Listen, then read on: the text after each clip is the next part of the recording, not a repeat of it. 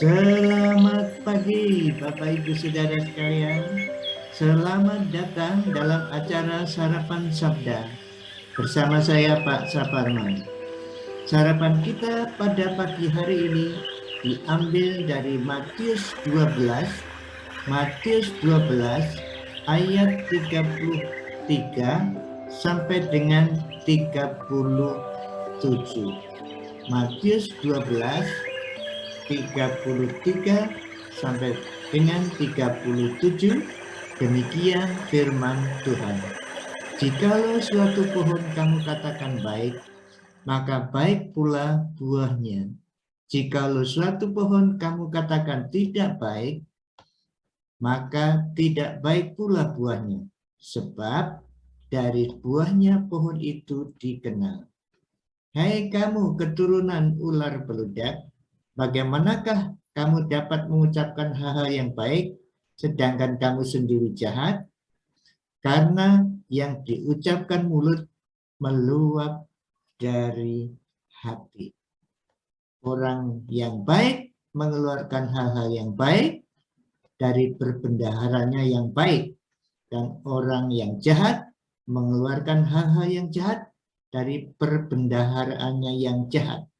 Tetapi aku berkata kepadamu, setiap kata sia-sia yang diucapkan orang harus dipertanggungjawabkannya pada hari penghakiman. Karena menurut ucapanmu, engkau akan dibenarkan. Dan menurut ucapanmu pula, engkau akan dihukum. Bapak, Ibu, Saudara sekalian, jelas sekali kata Tuhan Yesus ini. Dengan suatu gambaran pohon. Pohon baik mengeluarkan buah baik, pohon tidak baik mengeluarkan buah tidak baik. Secara khusus Tuhan Yesus menegur dengan keras kepada orang Farisi yang mengeluarkan kata-kata yang tidak baik. Karena memang dari dalamnya jahat.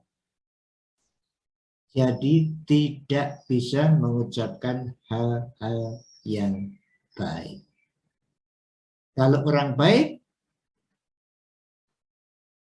pikirannya perbendaharaan, isi pikirannya, hatinya itu hal-hal yang baik. Maka yang keluar adalah hal-hal yang baik. Demikian pula orang yang jahat, pikirannya, hatinya jahat, yang keluar kata-kata yang jahat. Dan Tuhan Yesus mengingatkan, setiap kata-kata yang kita ucapkan akan kita pertanggungjawabkan di hadapan Tuhan pada waktu penghakiman. Saudaraku yang dikasihi Tuhan, kita pada dasarnya orang-orang berdosa, orang-orang yang jahat. Dan tidak bisa mengeluarkan kata-kata yang baik. Tetapi puji syukur kepada Tuhan, Tuhan Yesus telah mati di kayu salib untuk menebus dosa-dosa saudara dan saya, sehingga saudara dan saya dilahirkan baru menjadi orang yang baru yang di dalamnya ada hal-hal yang baik.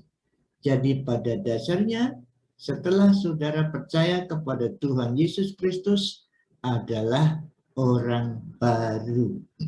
Orang yang tidak dikuasai oleh dosa lagi. Maka mestinya yang keluar adalah kata-kata yang baik, kata-kata yang membangun orang lain, positif, membangun diri kita sendiri. Berbeda dengan orang Farisi yang ditegur oleh Tuhan Yesus, memang mereka bukan orang percaya. Bapak, Ibu, Saudara sekalian yang dikasihi Tuhan, marilah kita mengisi pikiran kita dengan hal-hal yang baik. Mata kita melihat hal-hal yang baik. Pendengaran kita, telinga kita mendengarkan hal-hal yang baik. Maka masuk ke dalam pikiran kita hal-hal yang baik, dan yang keluar adalah hal-hal yang baik juga. Suatu hari teman saya sakit keras di rumah sakit di Surabaya waktu itu. Dia adalah seorang penginjil. Di rumah sakit badannya naik 38 derajat, maka ngomellah dia. Mengeluarkan kata-kata yang isinya adalah ayat-ayat firman Tuhan. Karena dia penginjil, belajar kitab suci, menghafal kitab suci, maka pada waktu panas, yang keluar adalah kata-kata firman Tuhan. Tetapi di sebelahnya, kamar lain maksud saya, ada perempuan cantik yang sakit. Dan panasnya 38 derajat juga. Yang keluar adalah kata-kata kotor. Mengapa? Karena perempuan itu membaca buku-buku yang tidak baik, mendengarkan kata-kata yang tidak baik, sehingga yang keluar adalah kata-kata yang demikian kotornya itu. Seandainya saat ini suhu panas badan saudara 38 derajat, apakah yang keluar dari mulut saudara? Seandainya saudara naik sepeda motor, kemudian disalip oleh sepeda motor yang lain, dan saudara kaget, apakah yang keluar dari mulut saudara kata-kata baik atau kata-kata yang jahat, atau binatang-binatang yang keluar dari mulut saudara? Apa yang keluar dari mulut kita adalah isi hati kita, isi pikiran kita.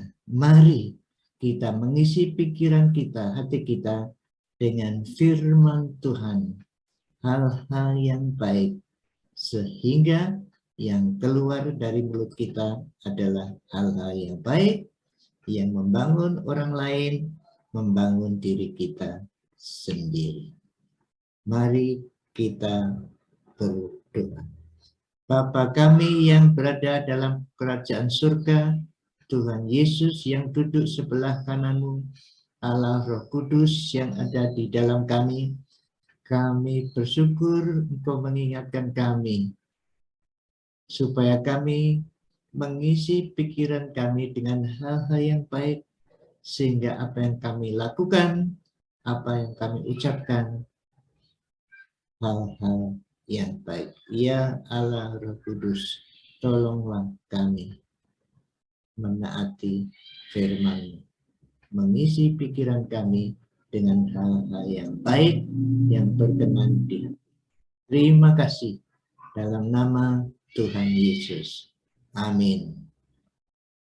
Selamat beraktivitas, jangan lupa prokes, pakai masker, jaga jarak, cuci tangan, jauhi kerumunan.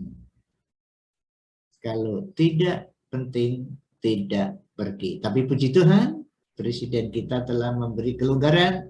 Kalau di ruang terbuka, boleh tidak pakai masker. Tapi untuk lansia seperti saya, sebaiknya pakai masker. Mungkin di antara saudara lansia, silakan ikut prokes terus.